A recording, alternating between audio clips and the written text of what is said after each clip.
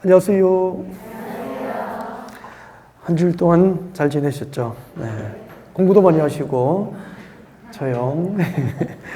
자, 오늘, 지난주까지 국토기획법, 도시개발법, 그리고 도시 및 주관경 정비법까지 공통점은 토지를 대상으로 하는 토지공법이죠. 네, 토지공법에 관한 법률을 공부하셨고요. 오늘은 자, 건물공법의 기본, 건축법 진도를 준비하시면 되고요.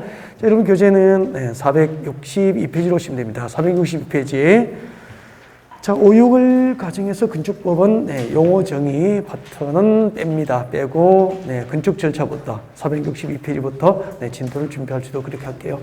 챕터 1은 그 11월, 12월 입문 과정이나 1, 2월 과정에서 충실하게 많이 반복이 됐습니다. 그래서 자, 오늘은 자, 챕터 2 건축법상 건축 절차부터 이렇게 중간 부분하고 뒤쪽 부분을 범위를 좀 넓혀서 상세하게 하는 방법으로 그렇게 5.6을 강의를 준비합니다.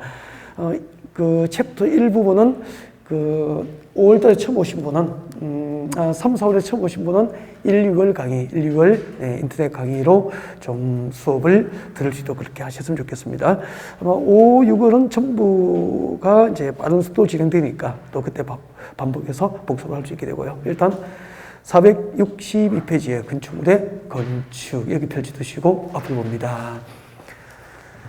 자, 우리 첫 시간에 이제 건축법상 건축 절차, 건축 과정과 관련된 법률을 이제 공부할 수도 그렇게 준비를 할 거예요. 하는데, 하기 전에 지금 저희들이 공부하는 법이 건축법이고요. 건축법이 추구하는 목적이 뭘까요? 한번 생각해 보죠.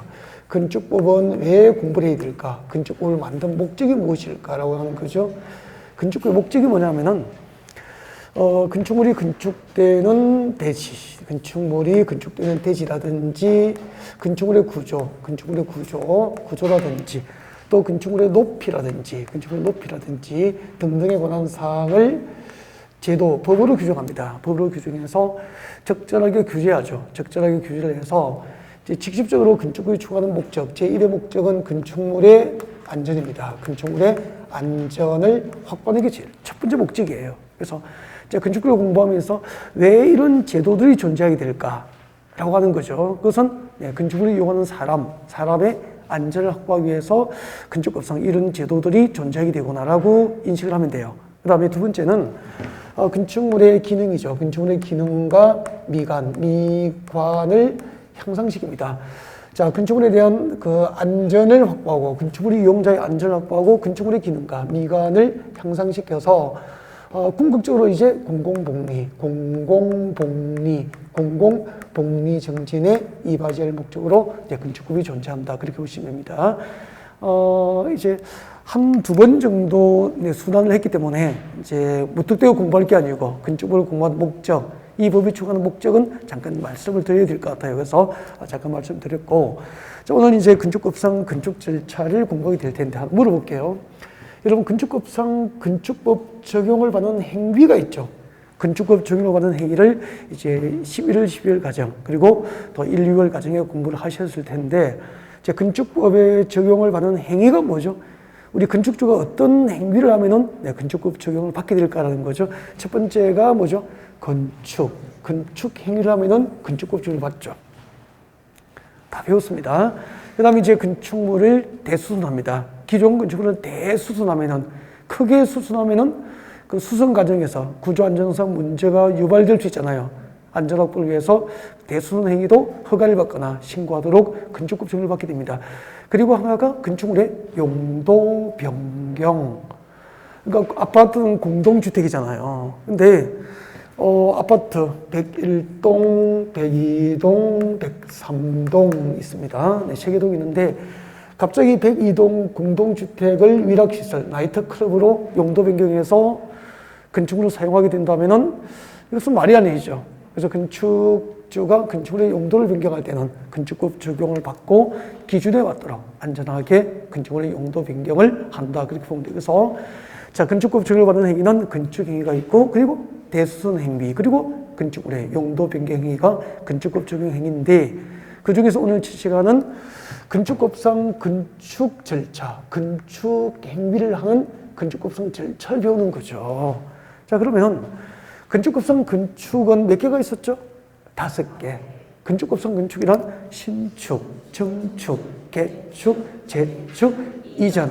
이 5가지 행위를 하려면은 이제 건축법칙을 받기 때문에 이 법이 정한 절차에 따라서 허가를 받고 건축물을 신축하거나 정축, 개축, 재축할 수 있다. 그런 뜻입니다. 이해가 되죠? 그래서 앞으로 내 고객이 어떤 대지를 취득해서 건축물을 새로 축조, 건축물이 없는 대지에다가 새로 건축물을 축조하면 뭐죠? 신축이죠. 그런 신축 행위를 할 때는 이 법이 정한 절차에 따라서 허가를 받는다. 그래서 건축법상 건축 절차는 뭐죠? 허가. 그렇게 돼요. 다음 주에 주택법에 따라서 주택 건설 사업을 할 수도 있죠. 근데 주택법상 주택 건설 절차는 승인, 사업계획 승인, 주택 건설 사업계획을 승인받는 거죠. 그래서 이제 건축법하고 주택법의 근본적인 차이가 있죠. 근본적인 차이는 이제 다음 주에 공부가 될 텐데, 단독주택 몇 호? 30호, 단독주택 30호, 공동주택 30세대 미만, 그 미만의 집을 지으면 무슨 법 적용받죠? 건축법 적용받고 허가받고 집을 짓는 거죠. 근데 단독주택 30호, 공동주택 30세대 이상 대규모 주택 건설 사업을 하려면 주택법 적용을 받아요. 그래서 주택 건설 사업 계획서를 가지고 시청, 군청에 가서 도청에 가서 주택 건설 사업 계획서를 받고 주택 건설 사업을 하도록 그렇게 하고 있는 거죠. 자, 우리는 최근에 공부할 주제 건축법상 건축 절차는 뭐죠? 허가가 원칙이다. 그러면은 건축법에 따라서 건축을 하려면 허가를 받아야 되니까 허가 받으러 갈 때 뭐 해야 되죠? 건축사가 설계한 건축 설계 도서를 첨부합니다. 건축사가 설계한 설계 도서를 첨부해서 허가권자에게 건축을 신청합니다. 그다음에 이제 기준에 적합하면 건축허가 나겠죠. 허가를 받았어. 허가받은 건축물의 공사를 시작할 때는 공사 계획을 미리 허가권자에게 다시 신고합니다. 이것을 무엇이라고 하죠? 착공신고. 허가받은 건축물은 허가권자에게 공사를 시작하기 전 공사 계획을 상세하게 다시 신고합니다. 이것을 착공신고라고 그래요. 착공신고하고 공사에 들어갑니다. 건축공사 끝나면은 준공사를 받습니다. 그 준공검사를 무엇이라고 합니까? 사용 승인이라고 하는 거죠. 이렇게 이제 집 다 짓고 사용 승인 받고 준공사 받았죠? 사용 승인 받고 해당 건축을 사용하게 된다. 이렇게 이제 건축이 이루어지는 거죠. 자, 그러면은 이 첫 번째 오늘 첫 시간에는 이 건축허가와 관련된 내용들을 이제 구체적으로 공부를 하게 될 건데 상당히 이제 중요하고 출제가 되죠. 시험에 많이 나오는 부분입니다. 예를 들면 이런 내용들을 공부할 거예요. 제일 먼저 건축법상 건축허가권자, 건축법상 건축허가를 누구로도 받지? 허가권자, 건축허가권자를 공부합니다. 나중에 주택법상 주택건설 사업계획 승인권자하고 건축법상 건축허가권자는 항상 비교해서 우리가 준비를 하셔야 됩니다. 그 다음에 건축허가권자, 그 다음에 이제 사전결정제도가 있습니다. 사전결정. 제가 1, 2월, 11월, 12월 과정에서 사전결정제도 뭐죠라고 물으면은 책 보지 않고 말할 수 있어야 된다고 그랬죠. 물어봐드려야 되는데 시간이 없으니까 그냥 조금 이따 하죠. 네, 사전결정제도. 그 다음에 이제 사전승인 있죠. 사전승인제도가 있습니다. 사전결정, 사전승인.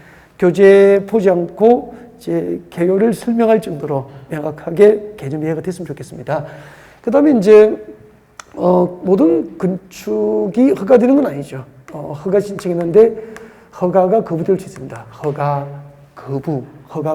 그 다음에 허가가 났는데 이제 건축허가 받고, 예를 들면은 건축허가 받아놓고 2년 동안 공사 착수를 하자면은 실제로 건축할 의사가 없거나 상황이 변경된 경우죠. 이렇게 되면 건축허가를 취소해야 한다. 그래서 건축허가 취소, 허가 거부, 허가 취소 이런 것들을 중심으로 해서 지금부터 이제 강의를 풀어가게 돼요. 자, 지금부터 사전결정, 허가권자, 사전승인 이렇게 진도가 나갈 겁니다. 자, 건축법상 사전결정이 무엇일까요? 라고 하는 거죠. 자, 여러분 교재 463페이지입니다. 교재 463페이지 보면은 저 위에 보세요. 자, 건축에 관한 입지와 규모에 뭐라고 되어 있죠? 사전결정. 거기서 사전결정을 처음 들으시면 크게 동그라미에서 눈에 확 들어오게 만듭니다. 사전결정을 동그라미에 두고 자, 건축법상 사전결정 제도가 무엇일까? 잠깐 설명을 듣고 교재를 보는 게 좋을 것 같습니다. 그래서 사전결정이 무엇인지 이해하면 너무 쉬워집니다. 교재는 체크만 하면 돼요. 그래서 앞에 봐주시죠. 사전결정이 무엇일까? 우리 벌써 한 2번 정도 설명을 들었던 부분이니까 이제 기억을 되살려서 잠깐 한번 봅시다. 사전결정이 무엇일까요? 자, 이렇게 설명드립니다. 사전결정은 여러분 여기 임야가 있습니다. 산지죠. 산이 있습니다. 전답과 순등이 있고요. 전답과 순등이 있고 여기는 하천이에요. 네, 강이조강 하천입니다. 하천이고 하천길을 따라서 이제 도로가 있습니다. 도로가 있다. 그렇게 가정합시다. 그때 만약에 여러분의 고객이 여기다가 펜션을 지으려고 펜션 사업을 하려고 땅을 삽니다. 땅을 사서 건축 허가를 신청하죠. 아직 안 배웠지만 건축법상 허가권자 누구죠? 건축법상 건축 허가권자는 세종특별자치시장 특시, 제주특별자치도지사 특도, 그리고 시장, 군수, 구청장, 시장, 군수, 구청장이 허가권자 되는 거죠. 그래서 여기가 군단이라면 관할 군청에다가 이제 이렇게 건축 허가를 신청해야 되겠죠. 네, 이렇게 해서 펜션 사업을 하는 목적으로 땅 사고 군청에 건축허가 신청했어. 했는데 불허가 처분된 거예요. 불허가 처분이 되면은 본래의 목적 펜션 사업을 할 수 있습니까? 없습니까? 없죠. 땅 잘 샀습니까? 못 샀습니까? 잘못 샀죠. 그러면은 만약에 이런 이제 여러분의 고객이 땅 사놓고 건축을 못 받는 경우를 당하지 않도록 하기 위해서는 허가 신청 전에 건축허가를 신청하기 전에 그러니까 뭐죠? 사전이야. 건축허가 신청 전 해당 대지에서 내 고객이 건축할 수 있는 건축물의 건축이 가능한지, 즉 건축할 수 있는 건축의 입지, 건축물의 용도, 규모를 허가 신청 전 미리 허가 여부를 결정해 달라고 건축법과 기타 건축관계 법령에 의해서 내 고객이 원하는 건축이 가능한지를 허가 신청 전 미리 허가 여부를 결정해 달라고 허가권자에게 신청할 수 있는 제도를 사전 결정 제도라고 합니다. 아까 이렇게 말씀하시려고 했죠. 그랬을 거예요. 그랬을 거예요. 네, 맞아요. 이게 사전결정 제도라고. 괜찮은 제도 맞죠? 그러면은 매매계약서에 도장 찍어야 됩니까? 찍기 전입니까? 그렇죠. 매매계약서에 도장 찍기 전에 이 땅에서 건축법과 기타 건축관계 법령에 의해서 내 고객이 원하는 건축이 가능한지 미리 결정해 줄 것을 허가권자에게 신청하면 되죠. 그러면은 땅 사두고 허가받지 못하는 낭패를 당하지 않게 되잖아요. 이게 사전결정 제도예요. 그러면은 지금부터 우리 시험 쳐야 되니까 건축법상 사전결정은 누가 신청하지, 누가 누구에게 신청할 수 있는지, 그 다음에 사전결정 신청할 때 동시에 2가지를 신청합니다. 동시에 신청할 수 있는 2개가 무엇인지, 그 다음에 사전결정 통지서를 받으면은 4가지 허가나 신고를 받은 것으로 의제가 됩니다. 의제사항 4개가 무엇인지. 그 다음에 사전결정 통지서 받았어. 펜션 건축이 가능하다고, 펜션 건축이 허가될 수 있다고 통지서가 왔어. 군청에서. 근데 몇 년 동안 건축허가 신청하지 않으면 2년. 사전결정 통지서 받고 2년 동안 건축허가 신청이 없으면 사전결정 통지를 받은 법적 효력은 그대로입니까? 실효됩니까? 실효. 이런 내용들을 수험 준비하시면 돼요. 교재 같이 오시겠습니다. 463페이지 오십시오. 자, 463페이지 맨 위에 보면은, 자, 허가 대상 건축물의 사전결정 신청이 나와 있습니다. 누가 신청하죠? 밑줄 그으셔야 됩니다. 건축 허가 대상 건축물을 건축하려는 자 줄 거예요. 이게 사전결정 신청자가 됩니다. 신청자. 자, 건축법상 사전결정 누가 신청할 수 있죠? 허가입니다.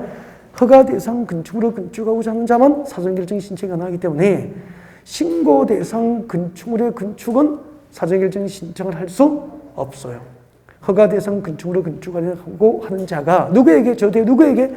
허가권자 동단위. 허가권자에게 해당 건축물의 건축에 관한 동그라미 1번 해당 대지에 건축하는 것이 건축법과 기타 관계 법령에 따라서 허용되는지 건축 허가가 가능한지 여부에 대해서 사전결정을 신청할 수 있다. 그렇게 됩니다. 이해가 됐습니까? 하나 외우십시오. 건축법상 사전결정 신청자는 허가 대상 건축물을 건축하고자 하는 자만 사전결정 신청이 가능해요. 그 다음에 2번 예로입니다. 자, 심의와 교통영향평가서 검토를 동시에 신청할 수 있다라고 되어 있습니다. 자, 사전결정 신청자는 다음 밑줄 것이죠. 건축위원회 심의사항, 건축위원회 심의 밑줄고요. 동그라미 1번, 그리고 그 밑에 줄 교통영향평가서 검토 밑줄 것이고 동그라미 2번. 이 두 가지를 사전결정 신청할 때 동시에 신청할 수 있게 됩니다. 사전결정 신청 시 동시에 신청할 수 있는 대상 2개, 건축위원회 심의, 그리고 교통영향평가서 검토를 동시에 신청할 수 있다. 두 가지는 살짝 외워두셔야 됩니다. 두 개를. 자, 왜냐하면은, 잠깐만요. 여러분, 여러분 동네에 삼성 홈플러스나 뭐 이마트가 들어온다고 합시다. 이게. 홈플러스나 이마트가 들어오면은 아무튼 건축물 규모가 대규모 건축물이잖아요. 이런 대규모 판매 시설이 지역에 들어오면은 주말 되면은 이제 교통량을 상당히 많이 유발시키겠죠. 그러면 기존의 도로가 이렇게 세일 기간 등의 백화점이 들어오고 하면은 이거 교통량을 수용할 수 있는지 교통 영향 평가가 필요하겠죠.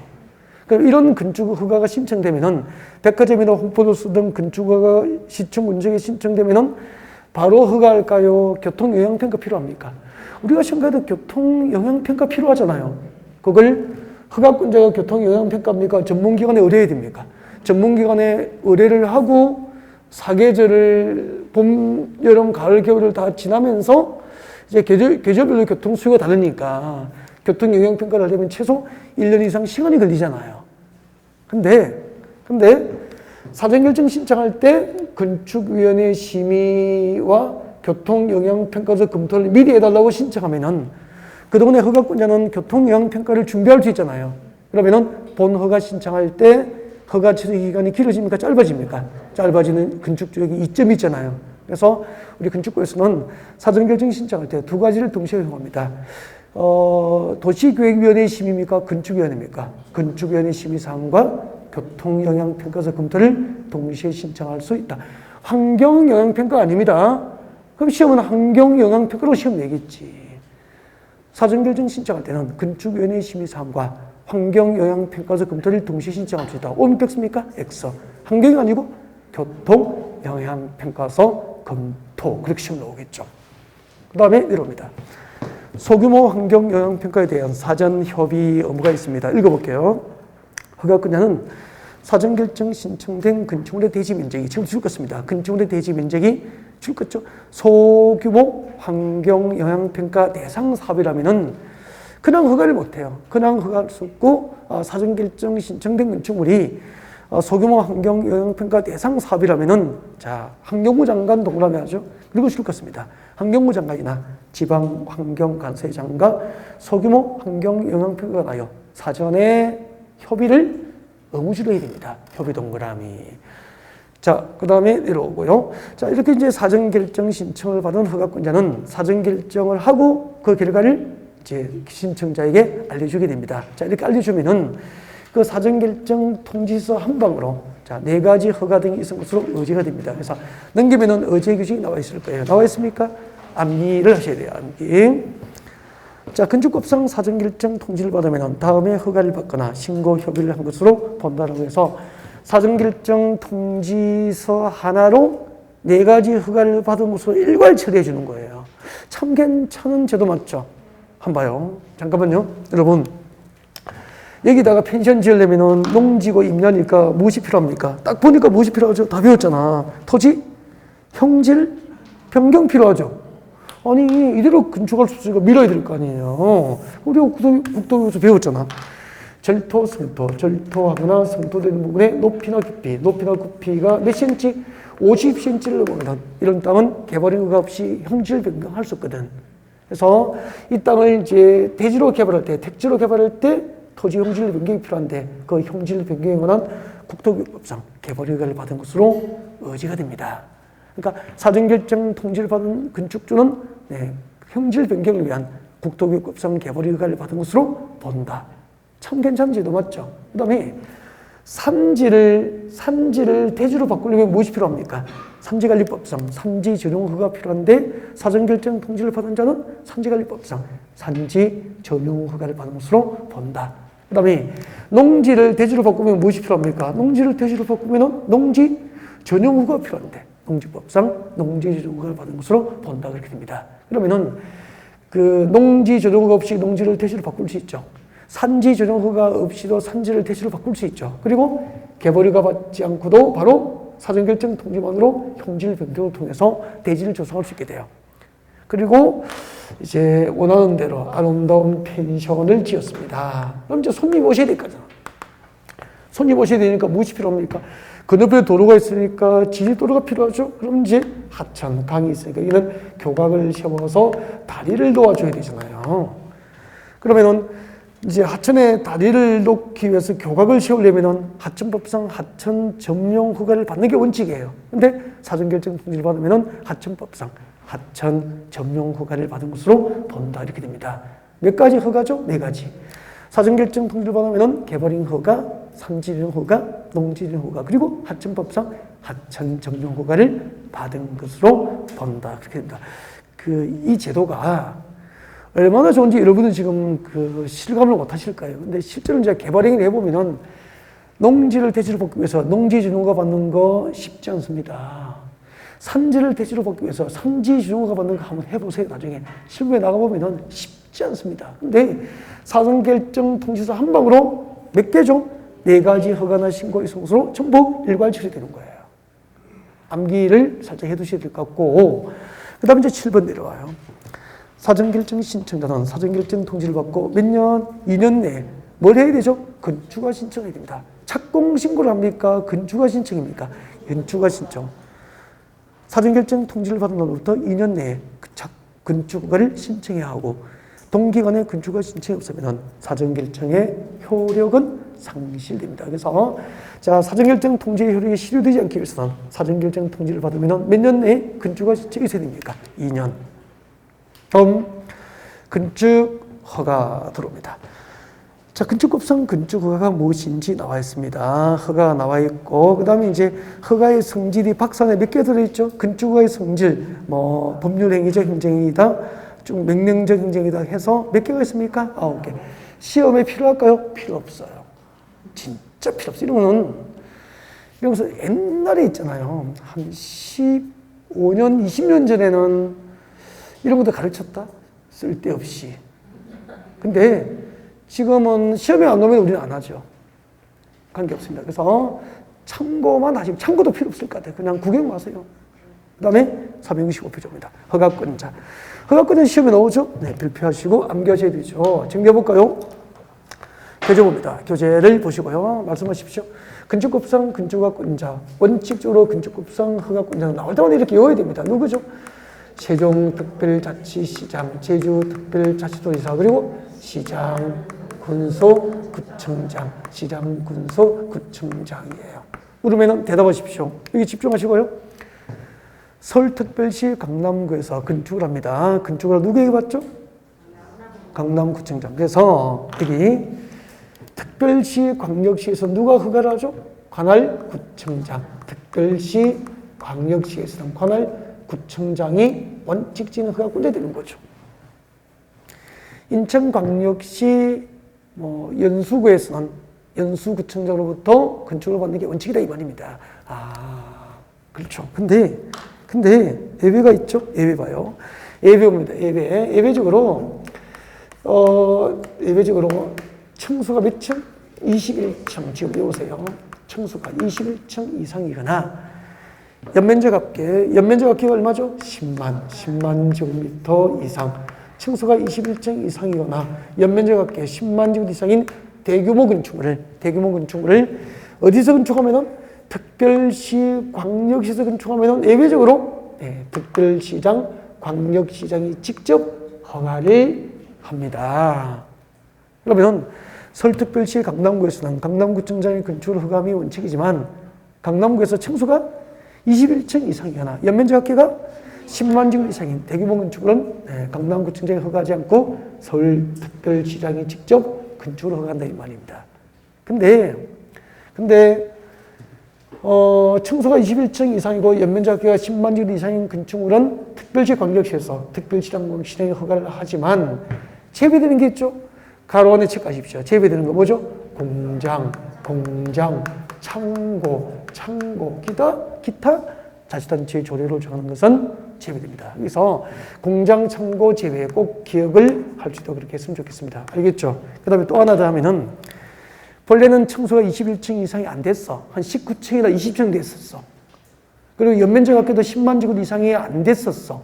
근데 자, 연면적 10분의 3 이상을 증축해서 10분의 3 이상의 증축으로 인하여 층수가 21층 이상이 되거나 연면적 합계가 10만 제곱 이상이 된 경우에도 특별시장, 광역시장 허가 대상에 포함이 돼요. 제외되는 것은 뭐죠? 공장과 창고만. 이 공장, 창고가 시험 진짜 정답만이 결정했거든요.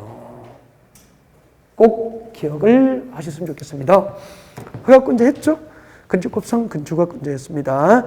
이제 꼼꼼하게 가로원에까지 다 챙겨드렸습니다. 그 다음에 사전 승인제도 나와 있습니다. 사전 승인 앞에 보시죠. 설명 듣고 그 다음에 교재 같이 봤으면 좋겠습니다. 자, 건축법상 사전 승인이에요. 사전 승인. 이것도 교재를 보지 않고 그 개념을 말할 수 있어야 됩니다. 사전 승인제도가 무엇일까라는 겁니다. 사전 승인이란 자, 시장 군수가 건축을 할 때입니다. 시장 군수가 건축 허가를 할 때. 그러면은 시장 군수가 건축 허가를 할 때라고 했으니까 이때 시장 군수는 뭐죠? 허가권자죠. 허가권자. 시장 군수가 건축 허가를 할 때 허가 여부에 관하여 허가 여부를 누구에게? 관할 도지사로부터 허가 여부를 승인을 받습니다. 이것을 사전 승인이라 그래.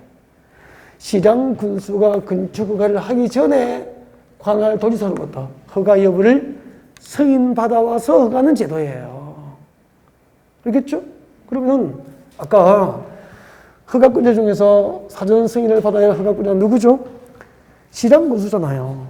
그러면 여기에 포함되지 않은 허가권자 불러주세요. 여기에 포함되지 않은 허가권자 세종특별자치시장, 제주특별자치도지사, 그리고 구청장은 사전 승인을 받아야 할 허가권자에 해당되지 않기 때문에 구청장의 허가는 특별시광역시, 그리고 제주특별자치도, 그리고 세종특별자치시에는 건축법상 사전 승인 제도가 적용되지 않아요. 그러니까 서울특별시나 인천광역시에는 건축법상 사전 승인 제도가 적용되지 않아요. 사전 승인 제도가 없습니다, 거기는. 그러면 이런 이야기잖아. 여기는 구청장이 허가하는 시는 특별시, 광역시 맞죠? 그럼 이런 얘기죠. 특별시, 광역시, 특별자치시, 특별자치도를 제외한 시군 지역에서 시장 군수가 건축 허가 전 도지사로부터 허가 여부를 승인받는 것을 뭐라고 하죠? 사전 승인. 그러면은 평택시는 특시, 특도, 특별시, 광역시가 아닌 시니까 여기에 해당되는 거 맞죠? 그러니까 우리 평택에서 평택시장이 건축을 하기 전에 관할 경기도지사에게 가가지고 허가 여부를 사전에 승인받아와서 평택시장이 허가하는 것을 사전승인 제도로 합니다. 이제 사전승인 제도가 무엇인지 확실하게 아셨죠? 그러면은 시장군수가 사전승인을 받고 허가해야 될 대상을 외우면 돼요, 이제. 그래서 박사에 들어오세요. 박사네. 건축법상 사전승인 대상 같이 지금 암기합니다. 암기. 같이. 어차피 외워야 돼, 이제. 이렇게 이해되면은. 근데, 그 다음 무조건 외워야 됩니까? 기본적인 이해가 필요합니까? 기본적인 이해의 틀 바탕에서 이제 암기가 필요한 거죠. 그냥 암기만 재밌게 하시면은, 네, 공부는 재밌게 하고, 나중에 억울해져요. 네. 자, 층수가 몇 층이죠?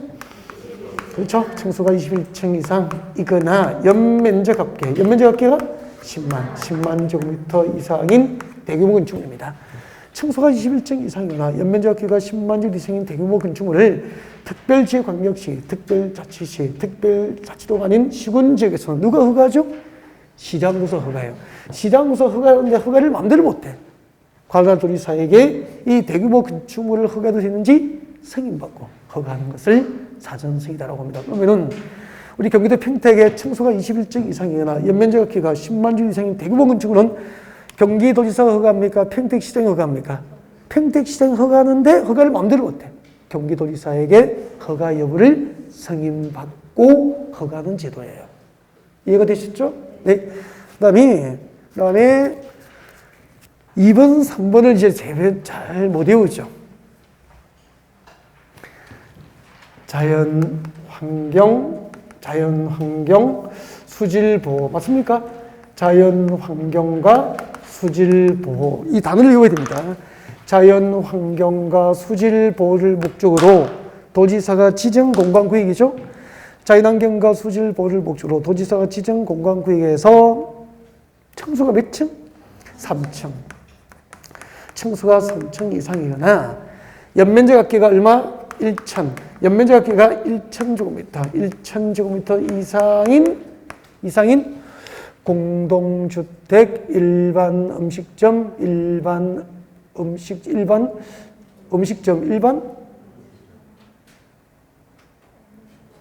업무시설, 그 다음에 위락시설, 숙박시설.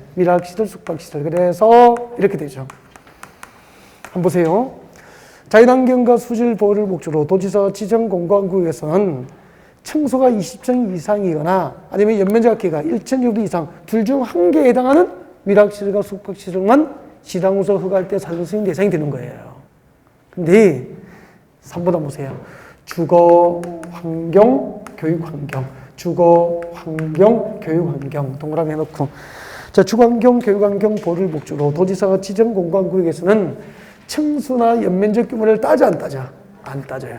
층수나 연면적 규모를 따지지 않고 모든 위락시설과 숙박시설이 사전승인 대상이 됩니다. 조금 차이가 있죠. 그러니까 자연환경과 수질보호를 목적으로 지정 공간구역은 층수나 연면적을 따집니다. 근데 주거환경, 교육환경 보호 목적으로 주거환경과 교육환경 보호를 목적으로 도지사가 지정 공간구역은 모든 위락시설과 숙박시설이 전부 사전승인 대상이 되는 거예요. 문제 내겠습니다. 여기 보고 O와 X로 판단합니다. 지문이 이렇게 만들어지는데 신문제에서 수질보호를 목적으로 도지사 지정 공간구역에서 층수가 2층이고 연면적 합계가 900제곱미터인 모텔, 숙박시설은 사전승인 대상이다. O 믿겠습니까? X. 둘 중 하나도 해당되지 않죠? 2층이고 연면적 합계가 900제곱미터니까 층수나 연면적 합계 요건에 둘 중 하나도 해당하지 않잖아요. 그러면 사전승인 안 받아도 된다 이 말이에요. 근데 주거환경 보호를 목적으로 도지사 지정 공간구역에서 층수가 2층이고 연면적 합계가 600제곱미터인 숙박시설은 사전승인 대상이다. O 믿겠습니까? O. 그렇게 되는 거야. 여기는 층수나 연면적을 따지지 않고 모든 위락시설과 숙박시설이 사전승인을 받도록 하는 거죠. 이해가 되죠? 네. 재밌게 오시되 기본적으로 이해할 건 이해하고 그 다음에 암기가 필요하지. 암기만 해서는 무턱대고 계시면 안 돼요. 네. 그러면은 특별시, 광역시, 세종특별자치시, 제주특별자치도에는 사전승인 제도가 적용되지 아니한다. 오, 믿겠습니까? 오. 이런 해석을 잘 하셔야 돼요. 그 다음에 암기하시면 완벽하죠? 그 다음에 넘어가겠습니다.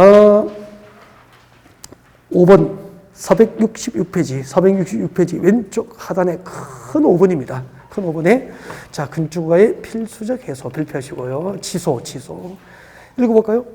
허가권자는 허가를 받은 자, 건축을 받은 자가 다음 중 한 개 다음에는 그 허가를 취소할 수 있습니까? 해야 합니까? 해야 한다. 그래서 건축급성 건축허가 취소는 임의 취소입니까? 기속 취소입니까? 기속 취소입니다.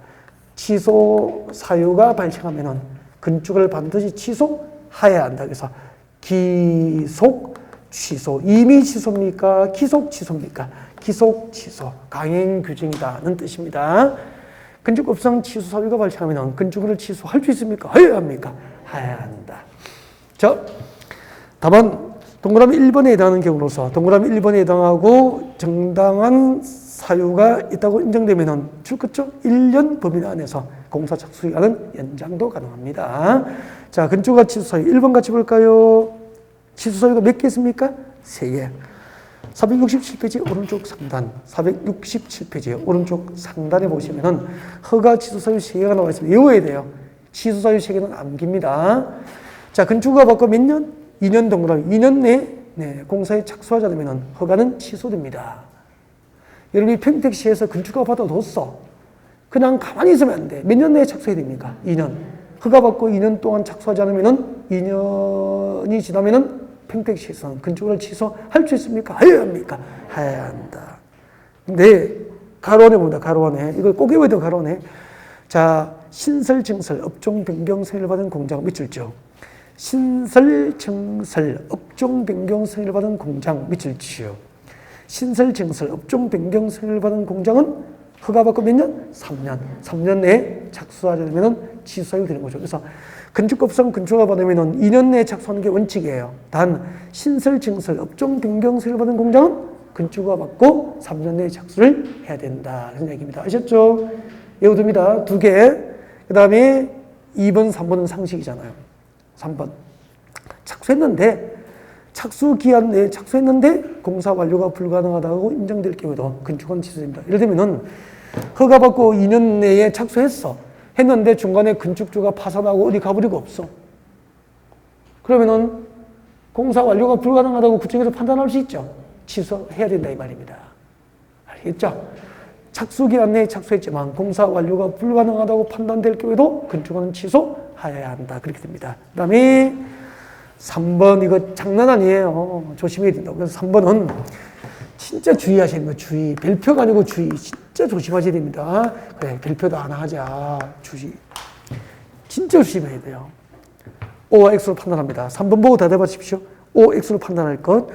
경매, 공매 등으로 건축주가 대지의 소유권을 상실한 때 건축허가를 취소해야 한다. O 믿겠습니까? X라니까.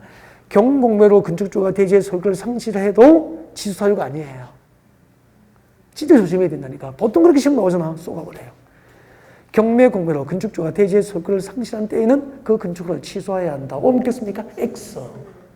경공매로 건축주가 대지의 소유권을 상실한 때부터 몇 개월 기다립니까? 6개월을 기다려요.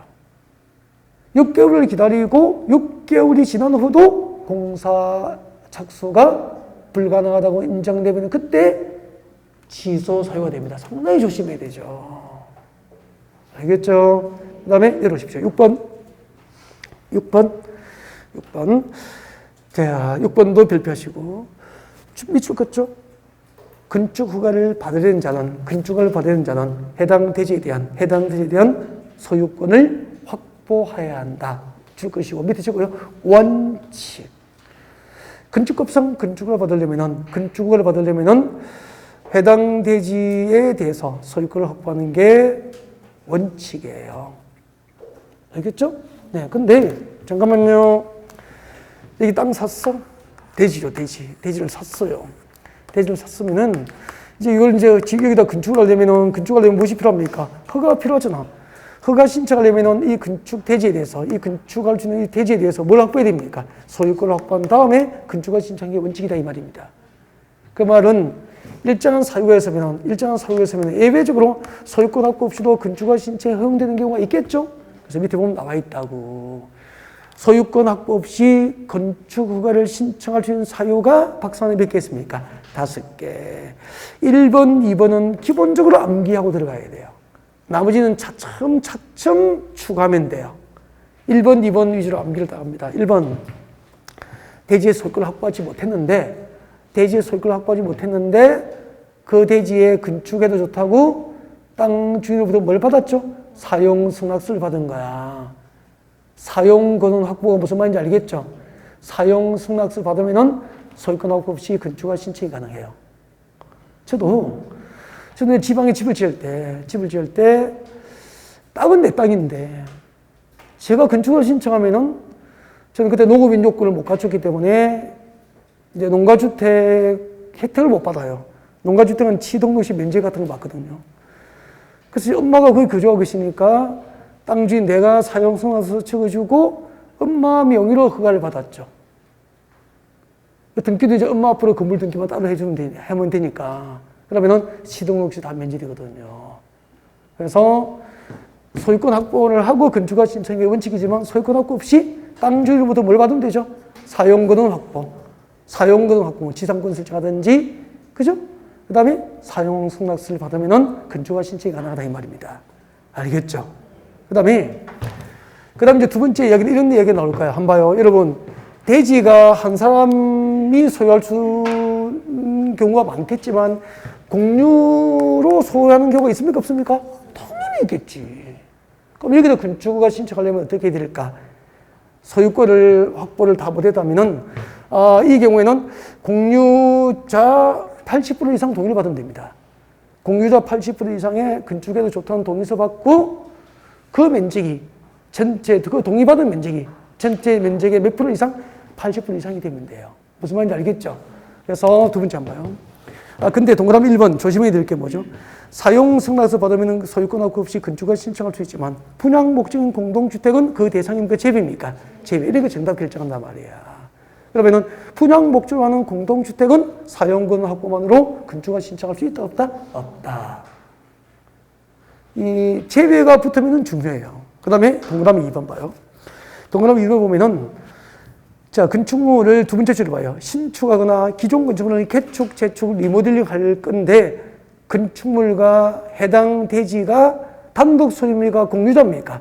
공유하고 있는가, 공유. 건축물이나 대지가 공유자가 있을 경우에는, 공유인 경우에는 그 공유자 수 몇 퍼센트? 80% 이상의 동의를 얻고, 동의한 공유자 지분 합계가 전체 지분에 얼마 넘어야 됩니까? 80% 넘으면 소유권 없이 가능하다 이 말이에요. 그래서 80 기억하면 되죠. 사용권은 확보할 것. 그죠? 그 다음에 공유인 경우에는 80 딱 이어두면 되잖아. 공유는 80. 알겠죠? 공유자 수 80% 이상의 동의 얻고, 그 동의를 얻은 면적이 전체 지분 합계의 얼마? 80% 이상이 되어야 된다는 거죠. 그 다음에 내려옵니다. 3번. 자, 건축주가 허가를 받아 주택 줄까요? 건축허가를 받아서 주택과 주택 외 시설을 동일 건축으로 건축까지 줄까요? 여러분, 건축허가 받아서 주택과 주택 외 시설을 동일 건축으로 건축하니까 밑에 적어 이꼴 주택입니까? 주상복합입니까? 그럼 주상복합이에요. 주상복합 건축물을 말하는 거야. 주상복합 건축물을 건축합니다. 주상복합 건축으로 건축합니다. 여러분, 주상복합 건축으로 건축하면 나중에 상가 같은 것은 지분이 분할되어야 되잖아요. 그죠? 그럼 소유자 확인이 명확해야 지분을 나눌 수 있겠죠. 그래서 한번 봐요. 자, 이렇게 대지나 건축물로 건축하기 위해서, 자, 이렇게 주상복합 건축으로 건축하기 위해서 그 대지 소유 등 권리관계를 증명한 경우 줄 거예요. 대지 소유 등 권리관계를 증명한 경우. 주상복합 건축으로 건축하는 경우로서 대지 소유 등 권리관계가 증명된 경우에는, 그 소유권 확보 없이도 건축허가 신청이 가능하게 됩니다. 그 다음에 4번으로 옵니다. 국공유지입니다. 국유지, 공유지, 국유지 또는 공유지 동그라미 해놓고요. 국공유지인데, 해당 관리청으로부터 건축주에게 이제 해당 관리청이 그 토지를 건축주에게 매각하고 양려하기로 허가권자가 뭘 했죠? 확인을 했어. 국공유지 관리청으로부터 그 국공유지를 건축주에게 매각하고 양려할 것을 허가권자 확인한 경우에는 소유권 확보 없이 건축허가 신청이 허용됩니다. 그 다음에 5번 봅니다. 집합건물 공용 부분 변경을 위해서, 집합건물의 소유 및 관리하는 법률 규정에 따라서, 공용 부분 변경에 관하여 결의가 있었음이 법상 증명된 경우죠. 이럴 경우에도 소유권 확보 없이 건축허가 신청이 가능합니다. 1번, 2번 위주로 명확하게 암기하시고 3, 4, 5번은 이제 문제 풀이할 때쯤 서서히 추가를 해가면 됩니다. 자, 그 다음에 책장을 넘깁니다. 책장 넘겼습니다. 넘기고요. 잠깐만요. 그러면 우리가 이렇게 배웠죠. 여기 도로가 있습니다. 이 도로가 있으면은 여기 대지가 있습니다. 대지. 자, 이 대지에 대해서 허가권자에게 허가를 신청하려면 무엇이 필요합니까? 이 주택건설 대지에 무엇이 필요하죠? 소유권 확보가 필요합니다. 근데 대지 면적 몇 퍼센트 이상? 80% 이상. 대지 면적에 대해서 뭐였느냐면은 사용권을 확보했어요. 사용권을 확보했습니다. 사용권을 확보하면은 소유권 확보 없이 건축허가를 신청할 수 있죠. 근데 허가를 받았어요. 허가를 받았는데 이제 공유 지분에 대해서 이제 동의를 못 받은 땅이 포함되어 있는 거야. 사용권을 확보하지 못한 땅이 포함되어 있어. 이럴 경우에는 어떻게 될까? 이런 경우에는 시가로 매도 청구를 할 수 있게 돼요. 알겠죠? 네. 시가로 매도 청구하고 나중에 승소 판결 받은 매도 합의가 이루어지는지 승소 판결 받고 이제 건축을 할 수 있게 되는 겁니다. 아셨죠? 네. 아까 대지가 공유로 되어 있으면은 공유자 몇 퍼센트의 동의가 있어야 됩니까? 80% 이상의 동의가 있어야 되잖아. 80% 동의를 얻으면은 나머지 20% 따는 동의를 못 얻을 수도 있다는 거잖아요. 이럴 경우에는 건축을 받고 시가로 뭐 할 수 있다는 거죠? 매도 청구할 수 있다는 거고. 근데 매도 청구를 할 때는 항상 시가예요. 아니, 주택법도 그렇고 매도 청구는 시가입니다. 시가. 공식적으로 외우면 돼요. 시가고 매도 청구 전 주택법도 다음 주에 배워요. 매도 청구 전 몇 개월 이상 협의해야 됩니까?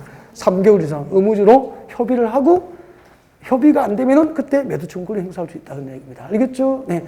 그 다음에 이제 사용 동의를 못 받더라도 나머지는 매도 청구해서 승소 판결 받고 건축이 가능할 수 있도록 제도화되어 있는 겁니다. 허가받은 땅에 대해서 동의를 받지 못한 토지에 대해서는 시가로 매도 청구할 수 있다. 매도 청구 전 몇 개월 이상 협의해야 된다? 3개월 이상 의무 협의 기간이 필요하다. 여기까지 하시면 돼요. 그래서 468페이지 봅니다. 제일 위에 봅니다. 공유 지분에 대한 매도 청구가 나와 있습니다. 공유 지분에 대한 매도 청구 읽어볼게요. 건축 허가를 받은 건축주는 해당 건축허가 대지의 공유자 중에서 동의하지 아니한 공유자에게 그 공유 지분을 시가 동그라미 시가로 매도할 것을 청구할 수 있어요. 그래서 매도 청구는 시가로 항상 공식적으로 기억합니다. 다음 주에 또 하게 될걸요. 주택법에서. 그 다음에 이 경우 매도 청구를 하기 전 매도 청구 대상이 되는 공유자와 3개월 이상 의무적으로 뭐 해야 되죠? 매도 협의를 진행해야 됩니다. 그 다음에 내려오세요. 건축허가 거부 별표. 건축법상 건축허가를 거부할 수 있는 대상이 4개가 있습니다. 두 번째 주제 줄 거죠? 두 번째 주제 줄 것입니다. 다음 중 한 개에 해당하는 경우에는 건축법과 다른 법률에도 불구하고 건축위원회의 심의를 거쳐서 허가를 아니할 수 있다. 즉 허가를 거부할 수 있다. 건축법상 건축허가를 거부할 수 있는 대상이 2가지가 있습니다. 동그라미 1번, 2번을 묶어주시고요. 거부 대상입니다. 동그라미 1번, 2번을 묶어서 거부 대상. 위락시설 동그라미, 숙박시설 동그라미. 동그라미 1번에 위락시설 동그라미, 숙박시설 동그라미. 근데 이 법을 만들 때 진짜 제가 강의하고 있었어요. 이 법이 통과될 때. 그래서 이 법이 만들어지는 과정을 다 알고 있죠? 한번 봐요. 진짜로 여러분 경기도 일산 신도시하고 분당 신도시가 우리 수도권 1기 신도시잖아요.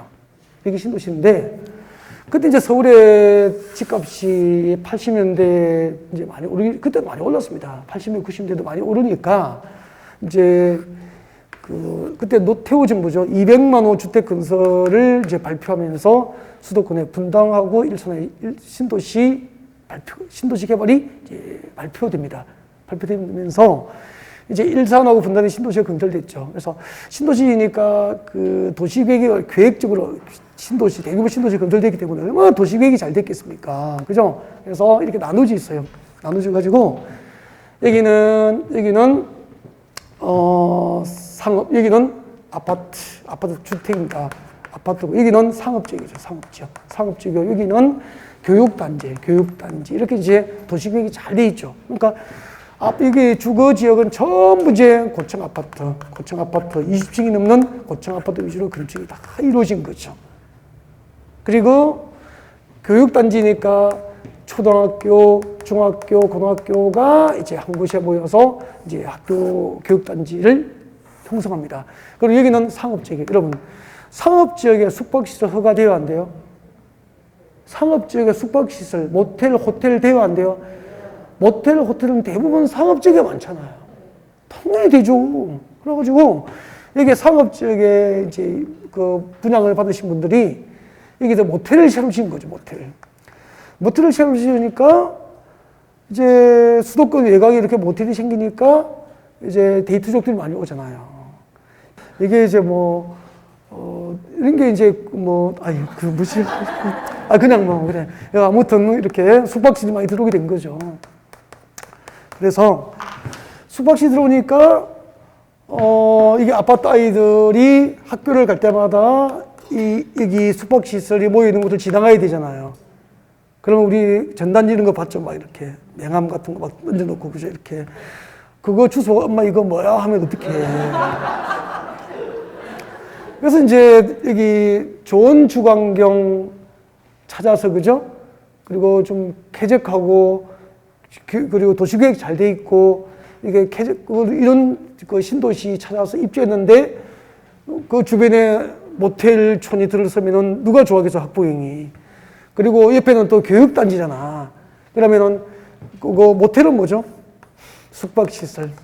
나이트클럽은 뭐죠? 위락시설. 다 술집이고 나이트클럽이고 막 모텔이고 그런 거예요. 우리도 여기 아빠가 입주했는데 들어가서 환경 이름이 누구나 그죠? 그래서 이제 여기 입주한 입주민들이 그때 경기도 고양시청을 증가하고 데모합니다. 경기도 고양시로 물러가라.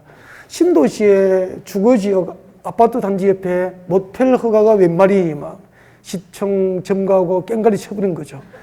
네. 근데 시장님 내려오셔가지고 여러분 시장님 내려오셔 이야기를 한 거죠. 나는 그때는 건축의 법적 성질이 기속행위예요. 기속행위였다고. 그러니까 기준에 맞도록 허가 신청하면 상업적에서 모텔 허가 신청을 허가를 거부할 수 없었어요. 허가 거부권이 있어 없어? 없으니까 기준에 맞는 요건을 갖추어서 허가 신청을 허가를 해줘야 된다라고 건축하는 기속행위였단 말이에요. 허가를 해줘야 돼요.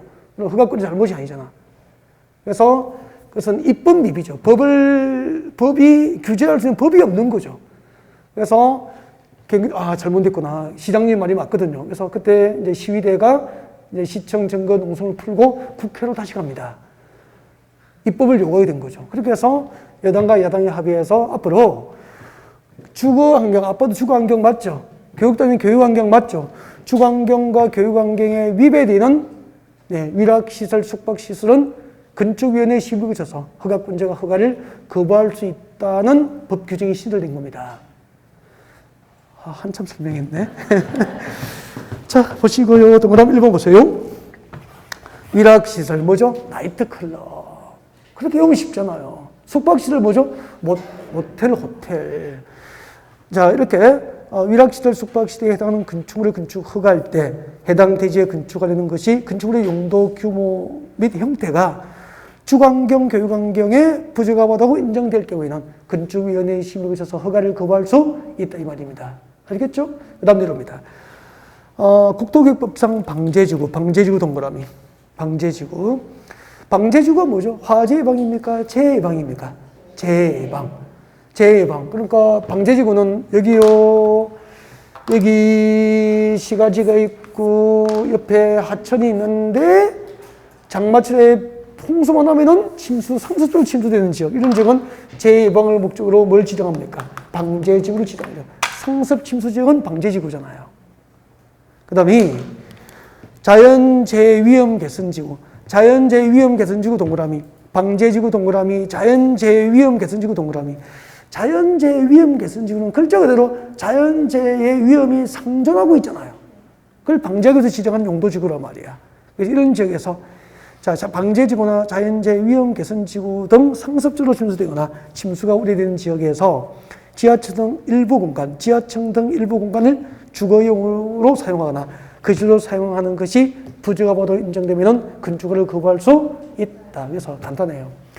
건축법상 건축위원회의 심의를 거쳐서 건축허가를 거부할 수 있는 대상은 4개. 위락시설, 숙박시설, 그리고 방제지구, 자연재해 위험 개선지구인 경우에는 건축허가 거부될 수 있다. 그 단어 4개를 기억하시면 돼요. 그 다음에 하나 더 하고 휴식합니다. 469페이지입니다. 건축법상 건축허가에 따르는 인허가 의제사항 나와 있습니까? 한마디로 건축허가만 받으면은 동그라미 1번부터 23번에 대한 허가를 받거나 신고한 것을 본다 이 말입니다. 건축허가 한 방으로 허가 신고가 있은 것으로 법적으로 의제되는 대상, 간주되는 대상이 몇 개죠?